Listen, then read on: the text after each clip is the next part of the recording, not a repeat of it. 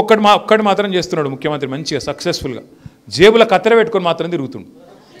ఆడ కేసీఆర్ కట్టిన బిల్డింగ్ కనబడితే ఆడపోయి రిబ్బన్ కట్ చేస్తాడు, ఇక్కడ కేసీఆర్ కట్టిన బ్రిడ్జ్ కనబడితే రిబ్బన్ కట్టింగ్.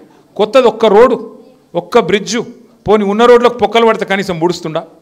గింత అన్యాయమైన పాలనను మనం పొరపాటున ఆమోదిస్తే, పొరపాటున ఈ మోసానికి మనం లొంగిపోతే, రవణ ఇంకొక మాట చెప్పిండు, బీసీలకు 42% రిజర్వేషన్ ఇస్తా అని చెప్పిండు. తెలుసు ఆయనకు, ఆయన తెలివి తక్కువడు కాదు, ఆయనకు చాలా ఎక్కువ ఉంది తెలివి. గతంలో ఈయననే చెప్పిండు, ఇదే రేవంత్ రెడ్డి గతంలో ఏం చెప్పిండు, రిజర్వేషన్లు అడిగితే జైల్లో పెట్టాలి అన్నాడు. ఇదే రేవంత్ రెడ్డి, అదే రేవంత్ రెడ్డి ఇవాళ ఓట్ల కోసం 42% రిజర్వేషన్ అని అబద్ధాలు చెప్పిండు. మేము చెప్తానే ఉన్నాం అసెంబ్లీలో, నేను కమలాకర్ అన్న, ఇక్కడ కాదు నువ్వు కొట్లాడాల్సింది, నీ రాహుల్ గాంధీ కొట్లాడాల్సింది పార్లమెంట్లో రాజ్యాంగ సవరణ చేస్తేనే అవుతుంది, లేకపోతే కోర్టు ఆపుతుంది అని మేము శాసనసభలో ఇద్దరం చెప్పినాం. అప్పుడు పెద్ద నాటకం నటించిండు, మీకు తెలియదు, మాకు మొత్తం తెలుసు, మేము లాయర్లతో మాట్లాడుతున్నాం, మేము వీళ్ళతో మాట్లాడినాం, వాళ్ళతో మాట్లాడినాం, మాకు ఈయన చెప్పిండు ఆయన చెప్పిండు.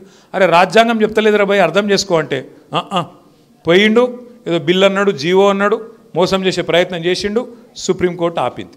నేను ఒకటే అడుగుతున్నా మిమ్మల్ని, ఆయనకు తెలియనో కాదు, నిజంగా రాహుల్ గాంధీకి చిత్తశుద్ధి ఉంటే కొట్లాడు మోడీతో పార్లమెంట్లో. మేము రాజ్యసభలో 4 సీట్లు ఉన్నాయి, మేము ఓట్లు ఇస్తాం, పెట్టు బిల్ ఆడబెట్టాడు, ఆడబెట్టాలను ఆడబెట్టకుండా గిడబెడుతున్నాడు.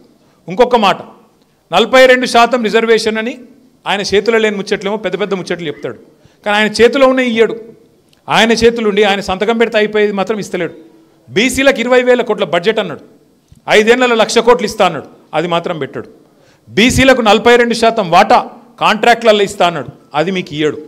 42% విద్యలో ఉపాధిలో ఇస్తా అన్నాడు, అది ఇయ్యడు. ఒకటి పట్టుకున్నాడు, రాజకీయపరమైన ముచ్చట. మరి రాజకీయంగా 42% మందికి పదవులు వస్తే అందరికీ లాభం అవుతుందా? కాదు కదా.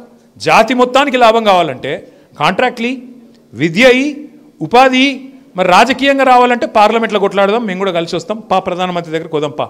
దీనికి మాత్రం సమాధానం చెప్పాడు.